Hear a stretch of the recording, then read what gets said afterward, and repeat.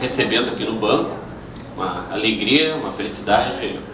Ficamos felizes que o Corecon considerou boa a participação e o público no último evento e, né, deu continuidade. Hoje nós vamos receber o professor Carlos Águedo Paiva, que é um velho conhecido, né, de quem estuda economia no Rio Grande do Sul e, além das questões econômicas, recomendo seguir nas redes sociais sobre os relatos de viagem, mas essa é outra parte, são muito bons os relatos. Graduado na URGS, mestre e doutor em economia pela Unicamp, atualmente vice-coordenador do mestrado em desenvolvimento regional da FACAT, coordenador do grupo de pesquisa do Litoral Norte do RS, do CNPq, editor da revista Colóquio, do site territoriopaiva.com.br e presidente da Paradoxo Consultoria. O tema hoje vai ser os municípios, né, o desenvolvimento municipal, se ele é uma como é que é? Mas é um pouquinho diferente ali, mas se é uma utopia ou se é possível, né? Tinha uma chamada nesse sentido. A ideia é a exposição de mais ou menos 1 hora, do professor Paiva, e depois a gente abre para perguntas, comentários, enfim. Só para contextualizar, professor, até 2016 o banco trabalhava muito pouco com municípios, e de lá para cá a gente lançou um programa chamado BRD Municípios, e na região sul toda a gente fez até agora 207 contratos, então um pouco menos de 207 municípios, que há algum que outro município que fez mais de um contrato, e um total de mais ou menos 590 milhões de reais. Então, e temos uma perspectiva de abrir novas linhas de financiamento com o Banco Mundial, com o BID, que são prioritariamente focados em municípios. Então, tem muita relação com a atividade do BRDE hoje, pensar o que a gente consegue integrar em municípios. Me alongando um pouquinho só para... o que a gente viu muito até agora? Os municípios querem pavimentação. Fundamentalmente, o que o prefeito quer? Asfalto, asfalto, asfalto. A gente tem tentado, né, tem feito um esforço através das agências de vincular que nesses projetos se contemple acessibilidade, se contemple eventualmente questões de microdrenagem, questões de parque horizontal, mas é algo difícil, né, que enfrenta uma resistência. Nós vamos ter um desafio grande, porque o programa do Banco Mundial ele vai ser focado em desastres naturais, na prevenção, né, dos efeitos das mudanças climáticas. Então, teremos todos nós um desafio também de convencimento e de conscientização dos prefeitos da necessidade de projetos mais amplos, mais longos, e que muitas vezes vão atravessar os mandatos, não são projetos para ele executar e ter completo ainda na sua gestão. Professor, alonguei demais já. Obrigado. Antes de mais nada, eu queria agradecer o convite para estar falando aqui no Economia em Pauta. Em especial, agradecer ao Ricardo Tolfo, presidente do Corecon, agradecer ao Bruno Caldas, que, enfim, talvez ainda venha aqui nos prestigiar, mas disse que teria dificuldade de pedir licença na prefeitura para estar aqui conosco, que foi a pessoa que intermediou esta conversa aqui com vocês hoje. E que, enfim, um grande amigo, uma pessoa por quem eu tenho um grande carinho, e que trabalhamos juntos na FE e que conhece um pouco esse trabalho que eu vou apresentar aqui para vocês. Um grande prazer, uma grande honra estar aqui no BRDE, nesse espaço do Corecon, para estar conversando. Eu gostaria de saber um detalhe que eu devia ter perguntado antes, mas esqueci. Eu tenho um instrumentozinho para mostrar aquela luzinha e ao mesmo tempo isso, e fazer as mudanças, né? Como é que eu faço aqui, que você pode me explicar? Eu já perdi tantos disso. Ótimo, muito obrigado. Ok, aqui muda isto. Tá. E o do meio acho que é o play. O do meio é a luzinha, é isso? Acho que sim. Não está. Não, claro, aqui eu estava iluminando a mim mesmo, tá certo? Bom, o que eu gostaria de falar para vocês um pouco hoje aqui sobre uma particularidade que eu fui descobrindo ao longo do tempo, tá? Eu iniciei a minha vida acadêmica, meus estudos sobre economia, como, enfim, estudando teoria econômica fundamentalmente, e pouco a pouco fui me dedicando a economia do desenvolvimento, mas economia do desenvolvimento como teoria econômica geral, economia do desenvolvimento num plano mais geral, e depois economia do desenvolvimento nacional. E achava que este era um âmbito da economia em desenvolvimento.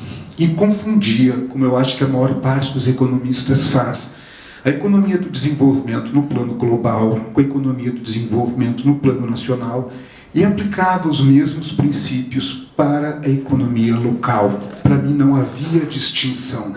Aquilo que era válido para a economia global e para a economia nacional deveria ter a mesma validade para a economia local. Quanto mais, entretanto, eu estudava a economia local, mais eu percebia que não cabia, que o plano da localidade exige um amplo conjunto de mediações. Eu não sabia que mediações eram estas, mas eu sabia que aquilo que eu tinha estudado para o plano internacional e para o plano nacional não dava certo para a localidade, ok? E é isso um pouco que eu vim tentar mostrar para vocês, tá? Então eu começo aqui com essa citação do Keynes, e fiz a brincadeira ali, Keynes versus Keynes. O Keynes nos diz, e essa é uma passagem clássica do Keynes, tantas vezes citada, a dificuldade não se encontra nas novas ideias, mas em escapar das antigas, que estão enraizadas em nossas mentes e rebrotam em cada escaninho das nossas ideias. Muito bem, digo eu. Desculpe. Categorias centrais, princípios de desenvolvimento local e regional. O que Lord Keynes não imaginava ao escrever o que escreveu e que acabamos de citar é o quanto ele mesmo penetraria em nossa mente com algumas de suas ideias poderosas e congelaria tantos economistas com algumas raízes brotando sempre iguais, aparentemente inamovíveis em escaninhos recônditos dos nossos cérebros. Keynes ensinou algumas coisas para nós que ficaram aparentemente congeladas em nossa cabeça. E muitos economistas, keynesianos ou não, voltam sempre a admitir as mesmas regras para pensar aquilo que deveriam ser pensadas de forma mais original. E não deveria ser assim. Na verdade, o pensamento keynesiano, não importa se você é um mais liberal ou menos liberal, mais intervencionista ou menos intervencionista. Eu estou falando aqui de algumas regras universais de organização dos sistemas de dispêndio. Aquilo que, na verdade, virou consensuado, que qualquer economista usa, independentemente da sua formação, digamos, utópico-ideológica em relação ao que o Estado deve fazer. Aquilo que se consagrou a partir de Leontiev, e que alguns dos grandes economistas liberais também trabalham, como Douglas North, por exemplo, que é uma das minhas principais referências para pensar a economia local. Eu estou falando dos sistemas de identidade básica da macroeconomia, ok? Essas são as identidades que eu digo que devem ser pensadas de forma original quando a gente passa do global para o nacional e do nacional para o local, ok? Vamos pensar o que eu estou querendo dizer aqui. O Keynes, na verdade não apenas ele, mas todos aqueles que organizaram o sistema macroeconômico e as equações macroeconômicas fundamentais, desenvolveram este sistema que está aqui embaixo de forma mais ou menos, digamos, organizada, e que virou uma identidade, não é mais uma questão keynesiana meramente dito. A oferta global é o produto interno mais as importações. Isso é tudo que se oferta, a oferta final, global. É o que se produz mais o que se traz de fora. A demanda global é composta de 4 componentes, fundamentalmente: o consumo, o investimento, os gastos do governo e aquilo que a gente manda para fora, exporta. Ora, PIB mais M, a oferta global, é igual, na verdade é idêntico à demanda global: consumo, investimento, gastos do governo e X. Se eu passar este M para o outro lado, fica que o produto é igual ao consumo mais investimento mais os gastos do governo mais X menos M. O Keynes convencionou fazer uma simplificação que é assim: se X for igual a M, então eu fico que o produto é igual ao consumo mais o investimento mais G, ok? A gente pode fazer essa simplificação de diversas formas. Eu posso substituir o produto ali pela renda, que também é uma identidade, e colocar este importação como uma propensão marginal a importar da renda e simplificar de uma outra forma. Todos os economistas sabem como fazer, ok? Só que isso só é válido dentro da referência keynesiana. O que eu estou querendo dizer com referência keynesiana? Me desculpem, assim, eu não vou complicar demais essas questões todas, eu sei que nem todos vocês são economistas, eu sei que temos jornalistas, cientistas políticos, historiadores, alguns de vocês eu conheço aqui, mas esse início é necessário para a gente estar introduzindo a questão para que os meus colegas economistas que estão aqui possam entender. Só a parte das referências teóricas, tá bem? Logo, logo a gente vai simplificar e vai cair na vida prática dos nossos administradores públicos, tá bem? Mas eu preciso ajudar os nossos amigos economistas a romper com as ideias que estão encasteladas na cabeça, tal como Keynes dizia que nós temos que romper. Então, eu estou dizendo para vocês, nós somos também keynesianos, ou pelo menos usamos as categorias keynesianas que se tornaram universais. Pois bem, ele também se encastelou na nossa cabeça de uma maneira um pouco errada, tá? Vamos tentar pensar isso aqui de uma maneira diferente, ok? Isso só é válido rigorosamente quando a gente pensa em economia mundial. Por que é válido só quando a gente pensa em economia mundial? Onde é que está o erro disso aqui? Vamos ver? Opa! Porque, na verdade, quando a gente diz o seguinte, pessoal, olha lá, ó. Quando eu digo x é igual a m, isso tem dois sentidos completamente distintos. E a gente toma esses dois sentidos como se fossem a mesma coisa. Uma dimensão de x é igual a m é o seguinte, olha aqui, ó. X tem o mesmo valor de m, ok? Ambos têm o mesmo valor e eu posso anular na equação. Vocês entendem isso? Não precisa ser economista para entender, ok? Um outro sentido muito diferente é x e m são a mesma coisa. Agora pensem comigo um pouquinho. Olha aqui, ó. Esqueçam as equações ali, tá bom? Quando eu tomo a economia do mundo como um todo, x e m são a mesma coisa. Porque o que uns exportam é a mesma coisa que os outros importam. Aquilo que um está exportando para o outro é o que o outro está importando do um. Então eu posso realmente anular, porque as duas coisas são exatamente a mesma. Tá claro, pessoal? Tudo bem? O Keynes pensava sempre no mundo todo. E ele pensava ao mesmo tempo, quando não era o mundo todo, ele pensava assim: o Império Britânico e a Europa, que para ele era praticamente o mundo todo.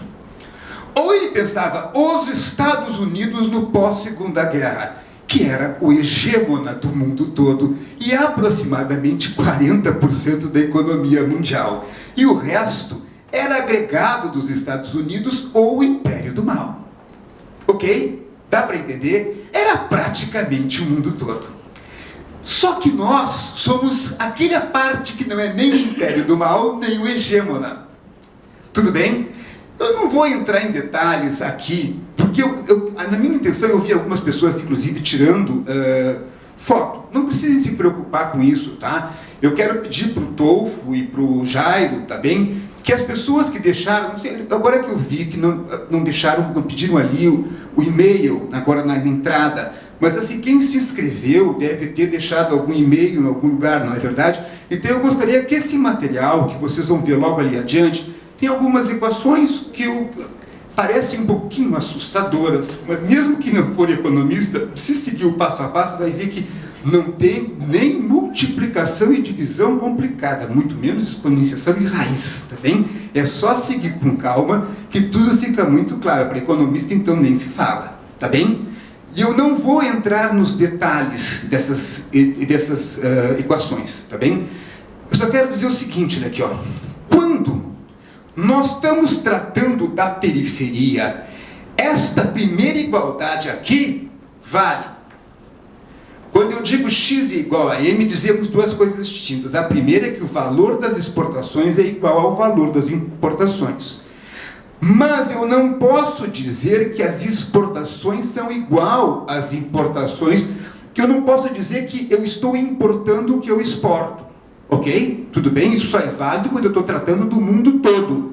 Quem importa, exporta. Quem está exportando é o que o outro está importando. Então, exportação e importação são a mesma coisa. Isso só é válido para o mundo todo. Teve um cara, tem dois caras, a CEPAL descobriu isso quando começou a tratar da América Latina. Eles perguntaram exatamente o seguinte: o que de fato nós importamos? Que coisas exatamente nós importamos? Ok? Um outro cara perguntou a mesma coisa para a localidade: que coisas o local importa? Que coisas objetivamente um município pequenininho importa? Ambos chegaram à mesma conclusão. Prebisch, Celso Furtado e Douglas North. Quando se trata de coisas, eles chegaram à mesma conclusão. Esqueçam todas as equações aqui e cheguem aqui, ó. Aqui está. Eles fizeram assim: PIB mais M, usando um sistema. A gente divide o consumo em duas partes: o consumo dos trabalhadores e o consumo de bens de luxo, o consumo que o Kalec chama de consumo capitalista, tá? O consumo de coisas caras, o consumo de Mercedes-Benz, ou no período mais colonial, o consumo de carruagens, o consumo de lustres de cristal, o consumo de roupa de seda, e o consumo dos trabalhadores é o consumo de chitão. Ok? O consumo de compota de pêssego, o consumo de charque, o consumo de coisa de pobre, o consumo de pinga, o outro consome uísque e consome champanhe. Tá bem? Vamos dividir os dois consumos, tá certo? Tudo bem? O Celso Furtado dizia assim: a gente importa carruagem, a gente importa carro, a gente importa champanhe, a gente importa uísque, a gente importa locomotiva. A gente importa navio. Essas são as coisas que a gente importa. A gente produz internamente charque, compota de pêssego, comida simples. E a gente produz internamente cacau, café, cana-de-açúcar e açúcar. A gente produz internamente o que a gente exporta.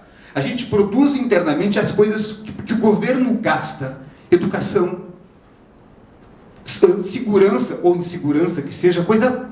Não, a educação não era boa, mas a gente produzia internamente, a gente produzia as coisas que o governo oferece, a gente produzia as coisas que a gente exportava, a gente produzia as coisas que os trabalhadores consumiam, e a gente importava as coisas que eram os bens de investimento, e a gente importava as coisas que os ricos consumiam.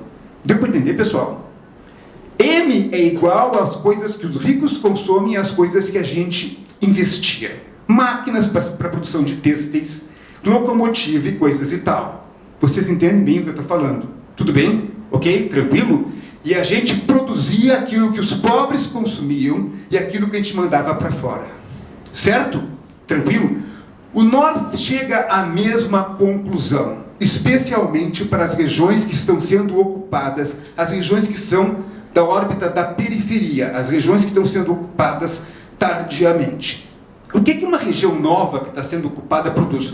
Produz comida para aqueles que estão os ocupantes e produz comida para vender para os polos urbanos mais bujudos. Ela produz aquilo que ela vai exportar para as outras regiões e ela produz comida para aqueles que estão ocupando a região primeiro.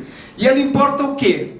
Todos que são os bens de consumo mais sofisticados e os bens de capital para ocupar aquela região que está sendo ocupada agora. Está claro, pessoal?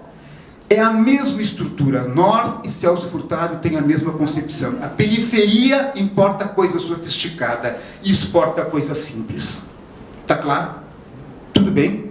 Tranquilo? O mais interessante é que, apesar desse pessoal chegar à mesma conclusão,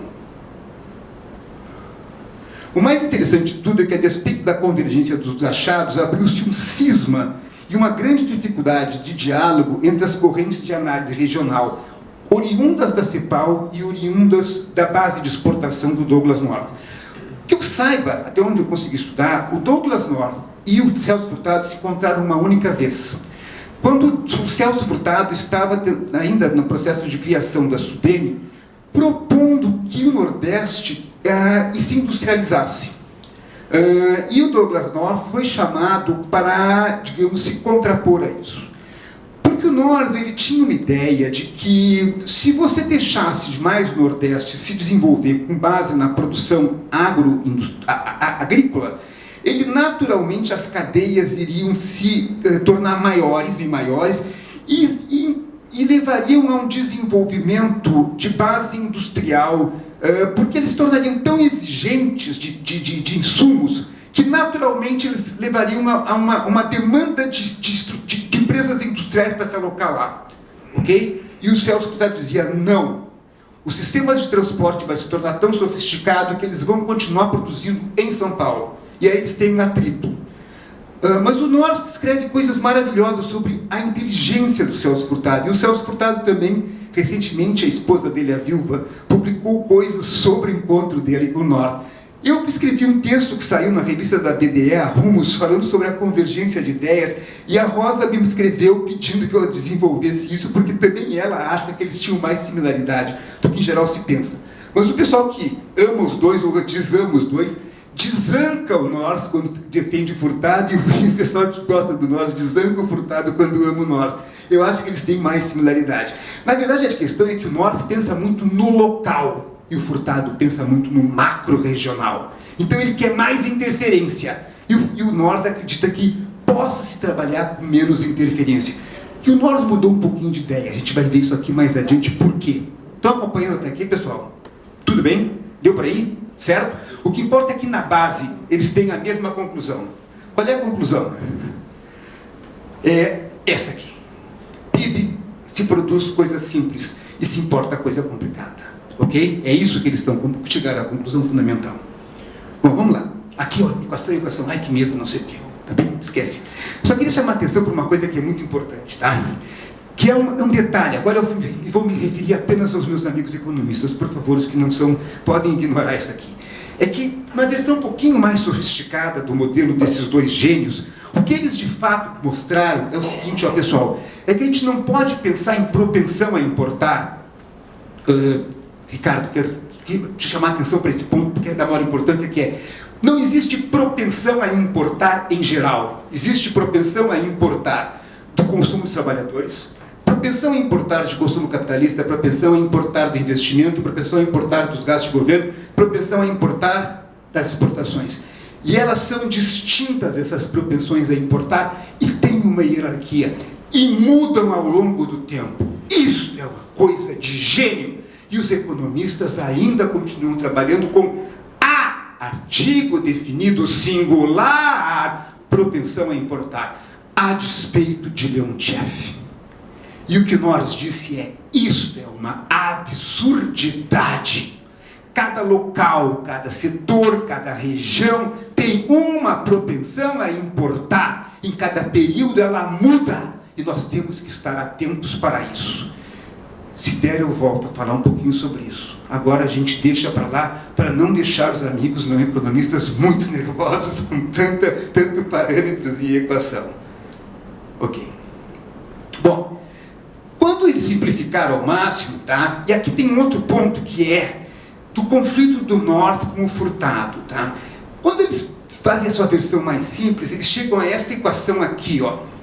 O que manda na economia, enquanto nós não nos industrializamos, é as exportações, ok?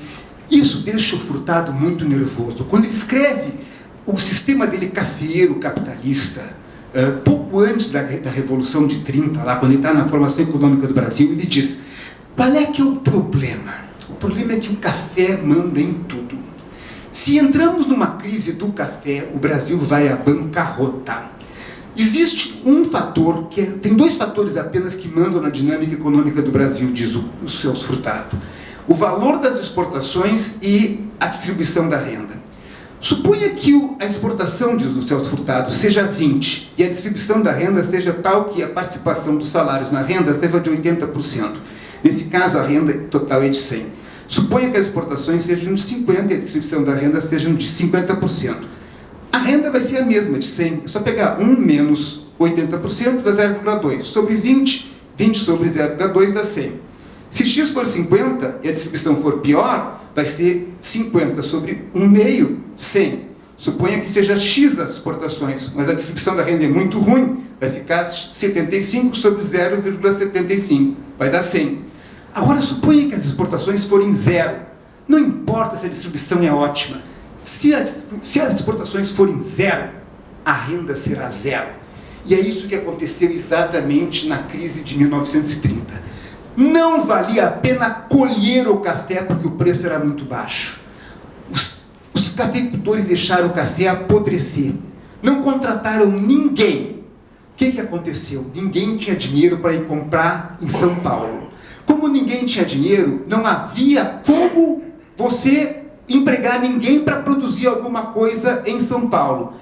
A indústria paulista inteira ficou desempregada.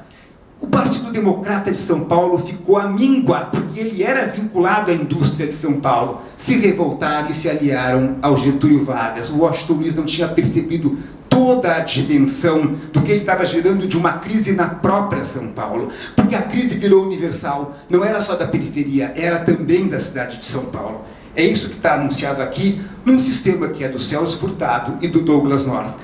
Quando você tem tudo dependendo das exportações, se as exportações vão mal, toda a economia entra em crise. E o Celso Furtado estava preocupado com isso. Para a economia nacional, eu não posso ficar dependendo das exportações. Mas o Norris diz, as exportações que eu estou falando, não é exportação para o exterior, é exportação para logo ali adiante. Ó. Eu planto laranja e vendo para, entendeu, para a capital de São Paulo. Eu não estou vendendo para um outro país, percebe?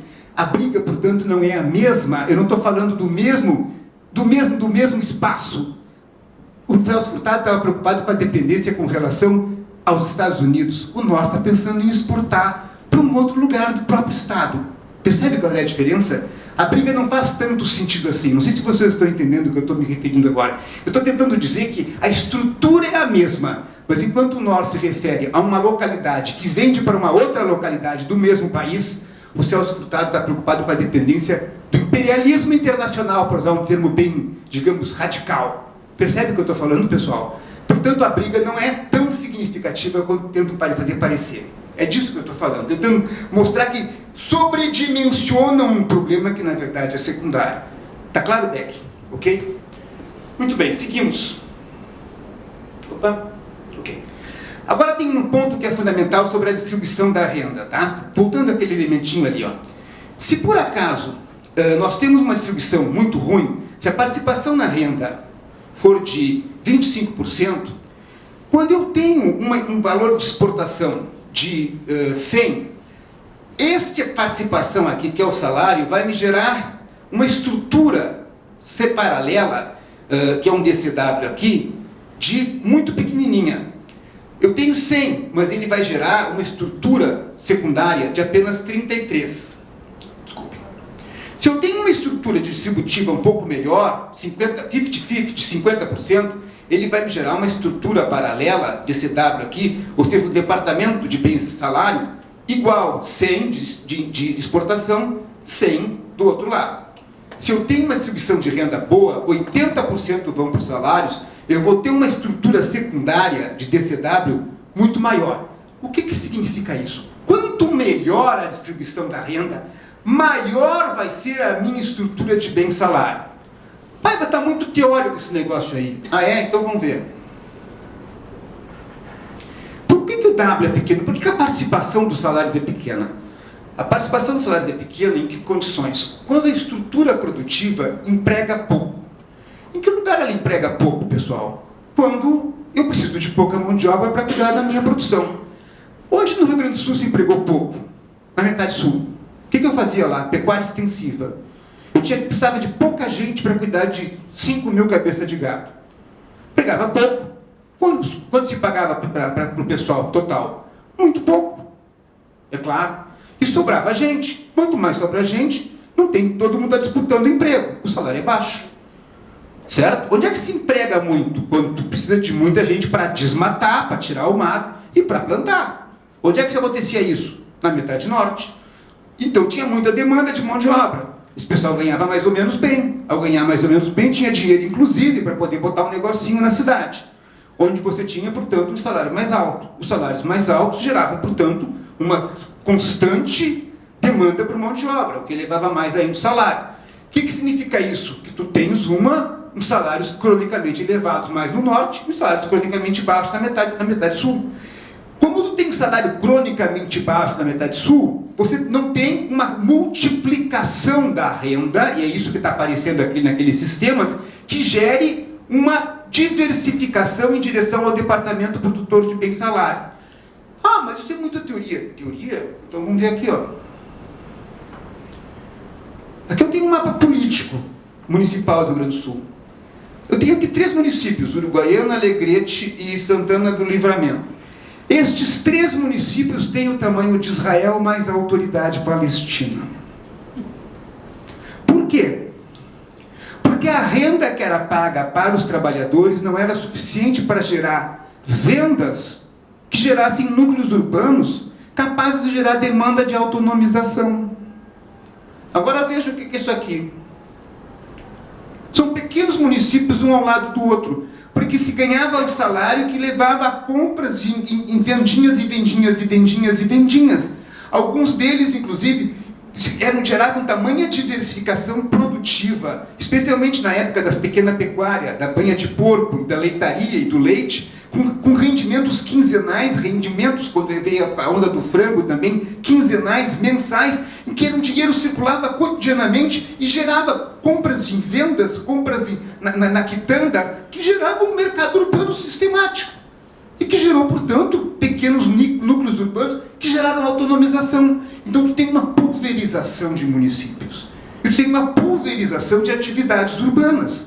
Percebe? E, claro, uma renda urbana muito maior. E não só aqui. Opa, desculpe. Especialmente, que coisa, meus dedos nem são tão grandes assim. Nessa região aqui, essa região serrana aqui, olha a pulverização de municípios.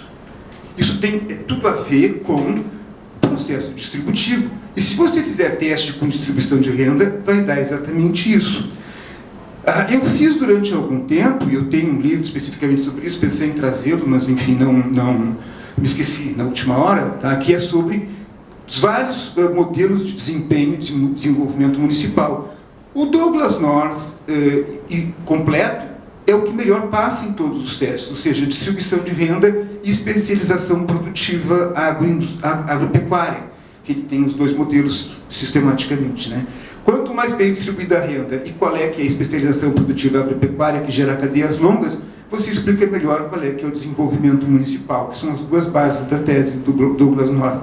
É o que melhor passa nos testes de desenvolvimento municipal de todo o Rio Grande do Sul. Quanto menos você usar, quanto menos trabalho você usar no teu sistema produtivo e quanto menos encadeamentos e elos a jusante e a montante tu tiver na sua cadeia agroindustrial, pior o teu desenvolvimento de longo prazo. Não existe nenhum outro sistema que explique tão bem as diferenciais de desempenho dos municípios do Rio Grande do Sul, ok? Não existe, por mais que tu teste todos os demais, inclusive para minha surpresa e insatisfação, porque eu apostava que outros poderiam pelo menos sair tão bem, ou até eventualmente melhor, ok? Douglas North é o que melhor passa. Depois nós voltaremos a esse mapa, porque tem algumas outras coisas que dizem respeito aos elementos pragmáticos e propositivos para o desenvolvimento especificamente. Especialmente vamos trabalhar com as taxas de variação populacional. Tudo bem, pessoal? Alguma questão? Porque agora passamos para as coisas um pouquinho mais práticas. Apenas, Paiva, esse mapa está mostrando o que exatamente? Municípios que diminuíram a população de 2000? Não, nós vamos voltar às questões populacionais especificamente depois. Eu trouxe agora aqui apenas para exemplificar essas questões de tamanho de município. Esse diferencial do tamanho do município, ele em si mesmo, ele está relacionado com o fato de que houve municípios que não conseguiram criar núcleos urbanos, ou melhor, suburbanos,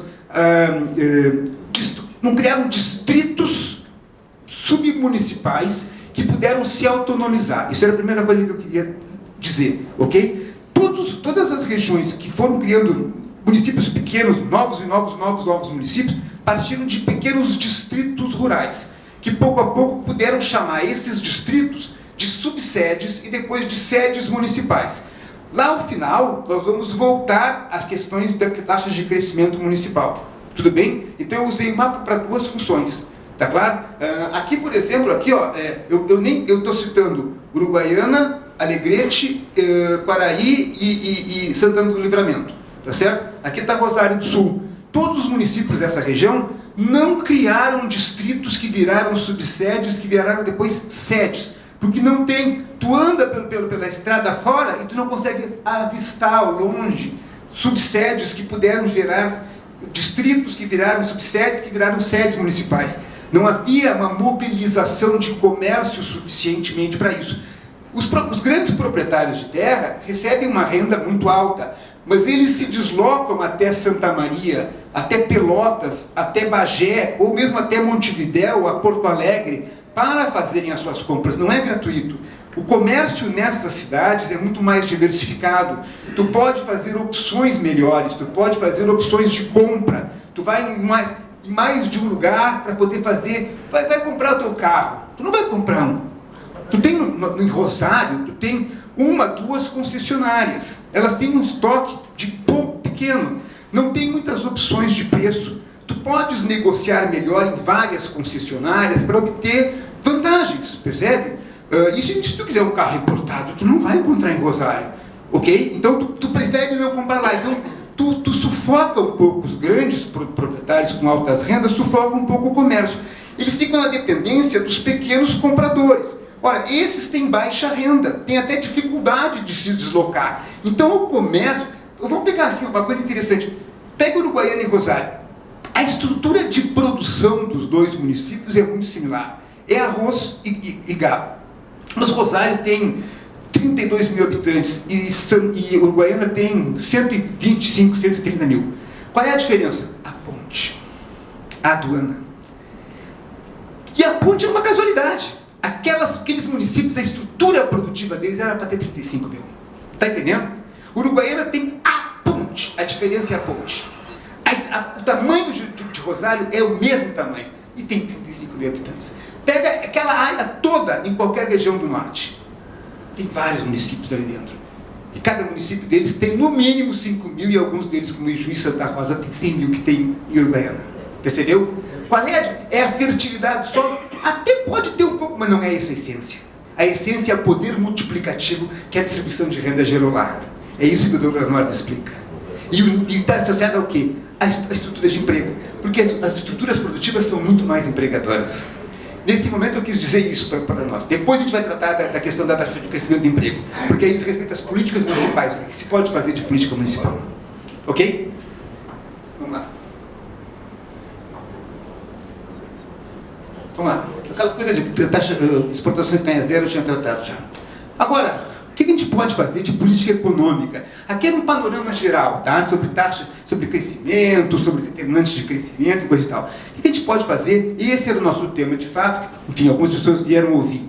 O que se pode fazer? Erros e acertos das políticas de gestão municipal.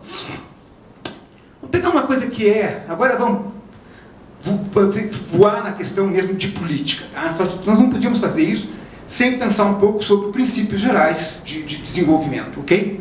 Vamos pensar um pouquinho. Primeiro, estímulo ao empreendedorismo local. Isso é uma coisa que está muito em moda, muito se pensa. Já resolvi começar por essa questão primeira. Onde é que a gente pode estimular esse tal de empreendedorismo? Parece uma coisa assim, qualquer lugar é bom. Empreender é empreender. Não. Se a gente seguir o que foi colocado ali antes, a gente vai ver que tem diferenças atrozes entre onde é que tu estimula. Sabe aqui, ó. Como regra geral, os gestores municipais acreditam que todo empreendimento é um empreendimento, que gera novos empregos e rendas, mas isso é um grave engano. O ponto central é a origem da demanda. A demanda externa, que incide sobre os bens que a localidade exporta, no sentido de norte. Qual é o sentido de norte, pessoal? Exportar não é mandar para o exterior. Exportar é mandar para fora da localidade. Se eu estou produzindo banana ali no litoral, e estou mandando a banana para Porto Alegre, eu estou exportando. Está fora da minha localidade, ok? Tudo que eu mando para exportar no sentido é muito elástico. A demanda é elástica. Em que sentido? No sentido que os economistas dizem, olha, é muito maior do que a demanda da minha localidade. Ou seja, eu posso produzir mais e a demanda suporta. Ela vai aguentar. Agora, quando eu estou vendendo para a minha localidade, a demanda é pequena, é apertadinha. Eu vou contar uma historinha para vocês entenderem que essa história me marcou tanto. Eu estava recém começando a faculdade, tá? E eu acho ela muito ilustrativa de uma ideia. Eu estava ainda no início da faculdade e o antigo MDB, não o atual MDB, o antigo lá no início, veio lançar aqui o programa Esperança e Mudança. Isso eu acho que era 1982, mais ou menos, na Assembleia Legislativa. E o Paulo Renato de Souza, que é economista, e apareceu para nos explicar algumas coisas sobre os limites da política de alto emprego, pela transição para a informalidade com apoio do Estado. Ele disse o seguinte: imaginem que uma cidadezinha pequena do interior do estado de São Paulo, alguma coisa próxima de Americana ali, a capital da laranja, tá? O prefeito esteja preocupado com o desemprego muito alto. E cria uma política do seguinte, ó: desemprego? Não, dê emprego. Estou usando uma brincadeira, porque foi depois que o Fernando Henrique Cardoso lançou essa palavra de ordem, tá? Então, assim, ele vê que tem muito desempregado ainda, ele diz o seguinte: toda a cidade, me lembro das expressões do Paulo Renato de Souza, tu tens duas igrejas, uma católica e a outra metodista. E todo mundo passeia ali, os jovens, os senhores de idade, e tal, os namorados. Então ele resolve fazer o seguinte: abrir banquinhas, um cachorro-quente, uma temaqueria, uma hamburgueria, tudo em torno da cidade, em torno da praça. No início, primeiro que se instala é o cara do cachorro-quente, dá muito certo. Ele logo tinha uma motinha, já compra um Fiat Uno usado, mas bala, estava assim, seminovo, ok? Maravilha! O pessoal regala o olho e já quer botar uma outra hamburgueria. Já vem assim: a minha mulher é mexicana, faz uma comida mexicana maravilhosa, instala tudo, e a minha é japonesa, já coloca no outro canto. Bom, já começa aqui, o cachorro-quente já não vende tanto, o pessoal lá não sai tão certo, a mexicana. Mas o pior é o seguinte: eles não pagam imposto. Quem trabalha é a família. Não tem que botar banco, coisa e tal, porque os bancos da praça eles são ocupados. E começa a sorveteria, a choperia, a pizzaria, a ficar as moscas. O garçom fica ali com um paninho aqui no ombro, olhando não sei o quê. Daqui a pouco começa, o pessoal já baixa o salário, já começa não sei o quê, e fecha um. E o outro começa a não poder pagar o aluguel, começa a inadimplência e fecha o outro. Porque o mercado para a comida no centro da cidade no final de semana é determinado pelo tamanho da cidade. O que eu estou dizendo? A demanda é inelástica. Vocês entendem o que eu estou querendo dizer, pessoal? É a cidade que define esta demanda. Aí diz o Paulo Renato de Souza assim: imaginem, essa cidade produz laranja. A laranja, ao ser plantada, demora 2 anos, 3 anos para dar os primeiros frutos. Boa parte do pessoal planta alguma coisa de safra anual, uma safra só de verão, porque não tem dinheiro para poder ficar 2 anos e meio, 3 anos sem colher. O prefeito faz uma negociação com o BRDE de São Paulo e consegue financiar esses pequenos agricultores com um apoio de, sei lá que tipo de garantia. Esses agricultores, daqui a pouco, fazem a grande safra deles. Para fazer a grande safra, a espremedora de laranja tem que contratar mais não sei quantos empregados. Esses empregados fazem a maior farra junto com os colhedores de laranja e vão tudo comer no centro da cidade. O prefeito não precisa apoiar o cachorro-quente, a temaqueria, o sanduicheiro, a hamburgueria, qualquer coisa, porque tem gente cheio de grana para comer. Porque não falta gente para comprar suco de laranja, porque o mercado é lá fora. Vocês estão entendendo? Ele gastou as mesmas coisas praticamente e teve o apoio do BRDE, porque ele viu que tinha demanda. Vocês entendem? A diferença é que a demanda é elástica para suco de laranja e é inelástica para comida dirigida ao mercado local. Esta é a diferença. O apoio que eles deram era a mesma coisa, mas era porque um tinha demanda e o outro não tinha. Ele acabou gerando um desemprego brutal dentro do mercado local, enquanto que o outro, ele mirou na linha certa. Existem empreendimentos que com o empreendedorismo vai, e outro não adianta empreendedorismo, porque não tem mercado. É isso que o Douglass North nos ensina. Tem que focar onde tem condições. A ideia é essa, ó, departamentos norte frutadianos. O cara resolveu focar aqui, ó. Primeiro, quando ele quis ajudar a criarem coisinhas em torno da praça, ele tentou voltar empreendedores no departamento que faz bens de consumo para os trabalhadores. Então ele tentou ampliar nesse departamento, mas não adiantou nada. Quando ele colocou mais carrinho em torno da praça, ele acabou falindo os que estavam dentro, nas lojas em torno da praça institucionalmente. E tudo ficou como era antes no cartel de Abrantes. Era antes 100, ele botou mais 25 para cá e faliu 25 aqui. Ficou a mesma coisa. Deu para entender, pessoal? Isso que está sombreado aqui, ó, ele botou 25 novos empresários, eles contrataram 25 novos trabalhadores e faliu 25 velhos empresários que demitiram 25 velhos trabalhadores. Ficou tudo como dantes no quartel de Abrantes.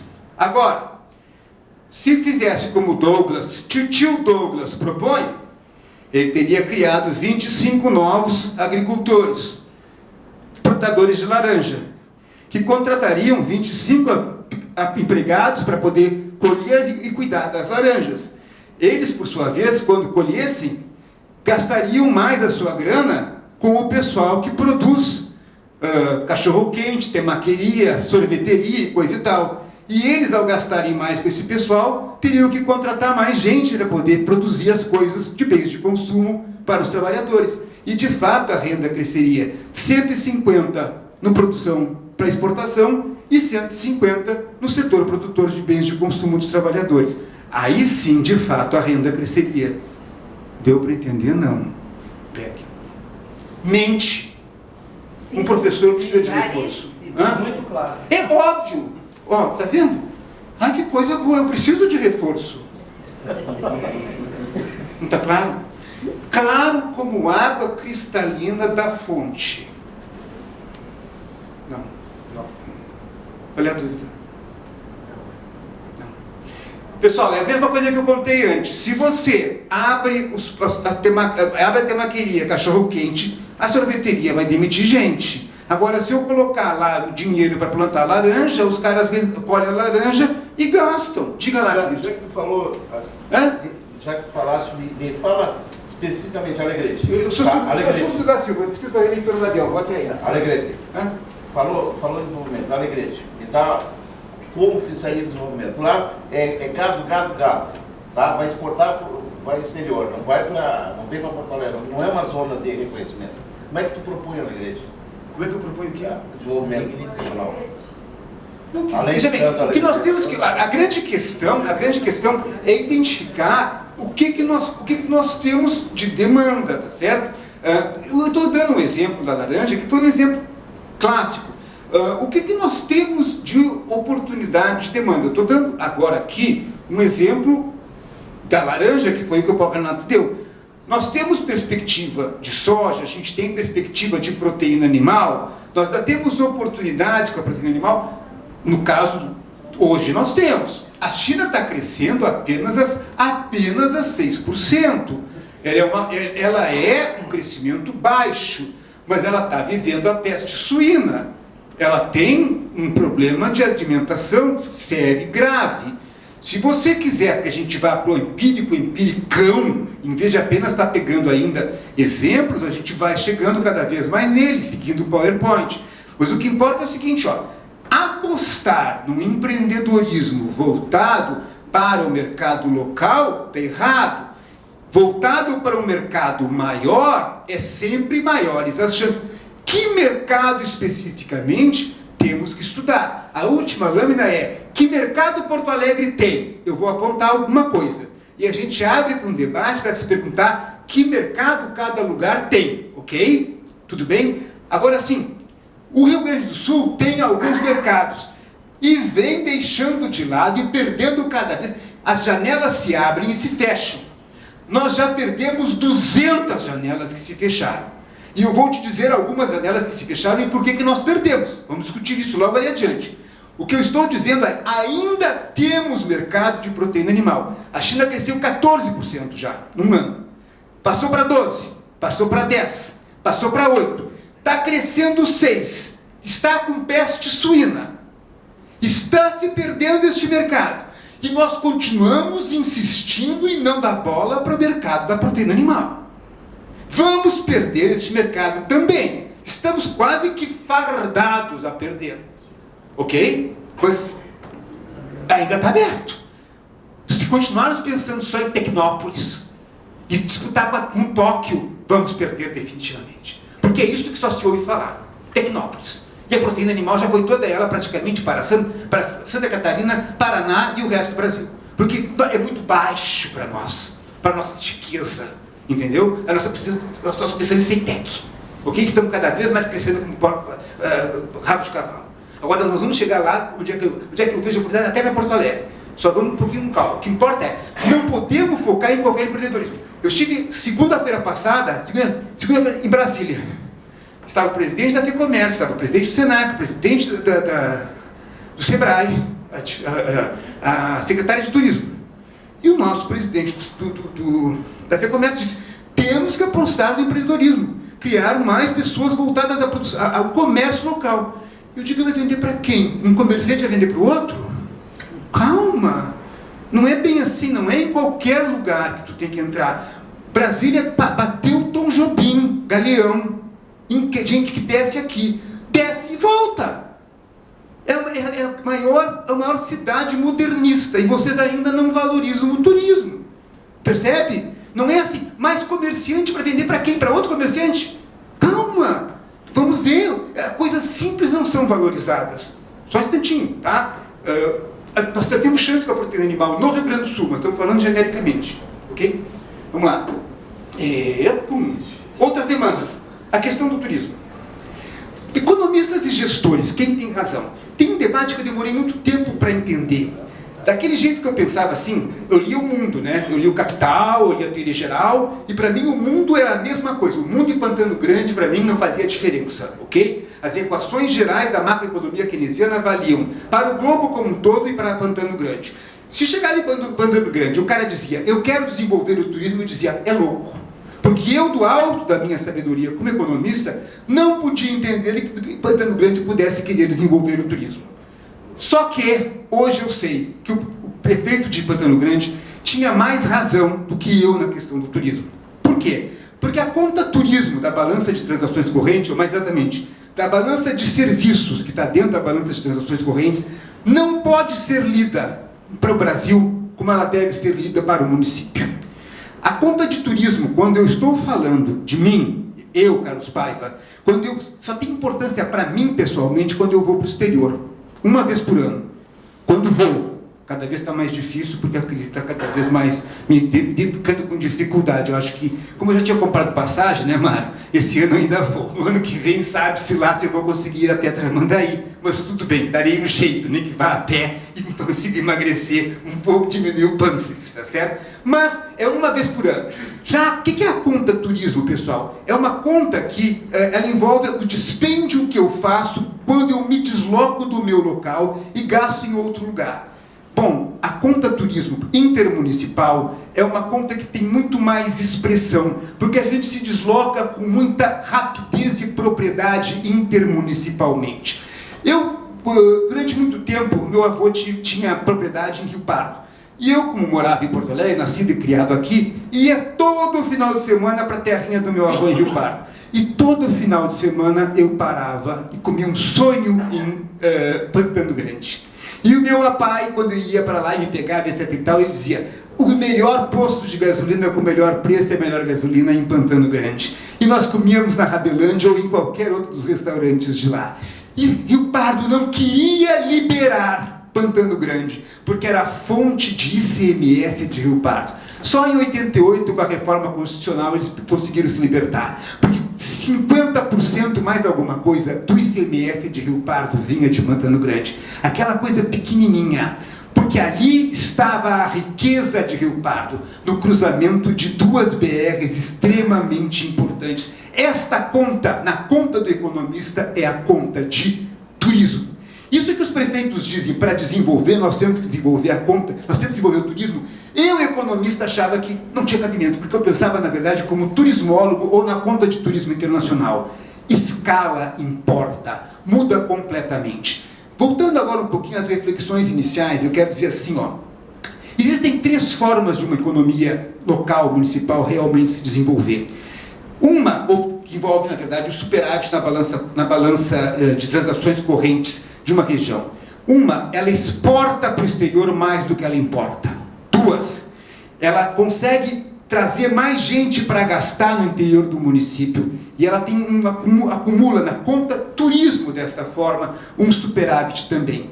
2, ela tem um superávit na conta rendas. Ela traz para dentro do município gente para gastar, ou porque ela atrai um setor de servidor público, uma universidade, um setor que está aí do exército, da aeronáutica, ou aposentados, ou Bolsa Família. E esse pessoal mobiliza o comércio internamente.